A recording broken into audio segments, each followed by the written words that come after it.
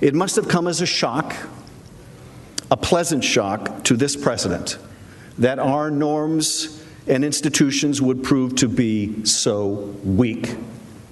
The independence of the Justice Department and its formerly proud Office of Legal Counsel, now mere legal tools at the president's disposal, to investigate enemies or churn out helpful opinions not worth the paper they are written on.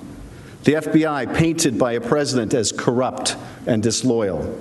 The intelligence community not to be trusted against the good counsel of Vladimir Putin.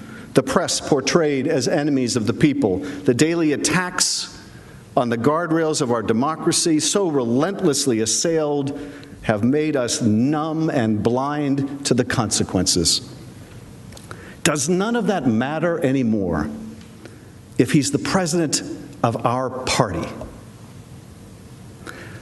I hope and pray that we never have a president like Donald Trump in the Democratic Party, one that would betray the national interest and the country's security to help with his reelection.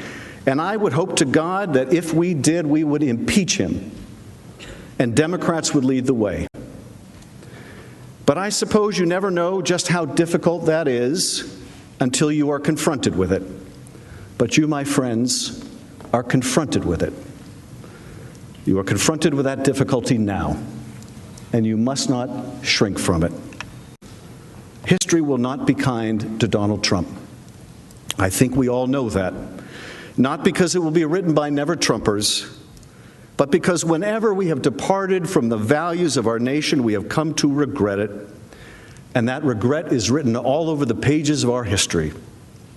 If you find that the House has proved its case and still vote to acquit, your name will be tied to his with a cord of steel and for all of history.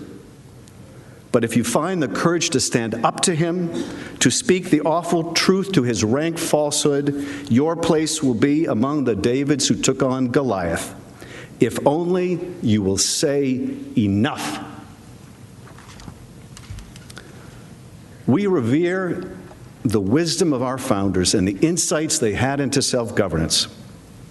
We scour their words for hidden meaning and try to place ourselves in their shoes. But we have one advantage that the founders did not. For all their genius, they could not see but opaquely into the future. We, on the other hand, have the advantage of time, of seeing how their great experiment in self-governance has progressed. When we look at the sweep of history, there are times when our nation and the rest of the world have moved with a seemingly irresistible force in the direction of greater freedom. More freedom to speak and to assemble, to practice our faith and tolerate the faith of others, to love whom we would and choose love over hate. More free societies, walls tumbling down, nations reborn. But then, like a pendulum approaching the end of its arc, the outward movement begins to arrest. The golden globe of freedom reaches its zenith and starts to retreat. The pendulum swings back past the center and recedes into a dark unknown. How much farther it will travel in its illiberal direction, how many more freedoms will be extinguished before it turns back, we cannot say. But what we do here, in this moment, will affect its course and its correction. Every single vote, even a single vote by a single member, can change the course of history. It is said that a single man or woman of courage makes a majority. Is there one among you who will say, enough? America believes in a thing called truth. She does not believe we are entitled to our own alternate facts. She recoils at those who spread pernicious falsehoods. To her, truth matters. There is nothing more corrosive to a democracy than the idea that there is no truth. America also believes there is a difference between right and wrong, and right matters here. But there is more.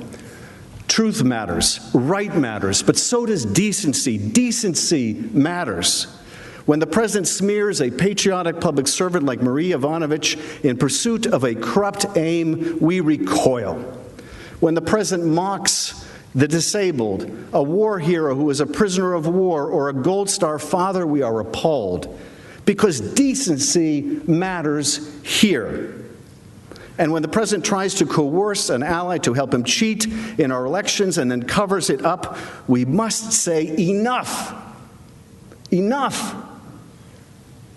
He has betrayed our national security, and he will do so again. He has compromised our elections, and he will do so again. You will not change him. You cannot constrain him. He is who he is. Truth matters little to him. What's right matters even less, and decency matters not at all. I do not ask you to convict him because truth or right or decency matters nothing to him, but because we have proven our case and it matters to you. Truth matters to you. Right matters to you.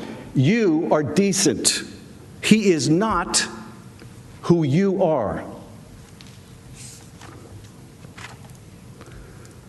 In Federalist 55, James Madison wrote that there were certain qualities in human nature, qualities I believe like honesty, right, and decency, which should justify our confidence in self-government. He believed that we possessed sufficient virtue, that the chains of despotism were not necessary to restrain ourselves from destroying and devouring one another. It may be midnight in Washington, but the sun will rise again. I put my faith in the optimism of the founders. You should too. They gave us the tools to do the job. A remedy as powerful as the evil it was meant to constrain, impeachment. They meant it to be used rarely, but they put it in the Constitution for a reason. For a man who would sell out his country for a political favor. For a man who would threaten the integrity of our elections. For a man who would invite foreign interference in our affairs. For a man who would undermine our national security and that of our allies. For a man like Donald J. Trump. They gave you a remedy, and they meant for you to use it. They gave you an oath, and they meant for you to observe it. We have proven Donald Trump guilty. Now do impartial justice and convict him.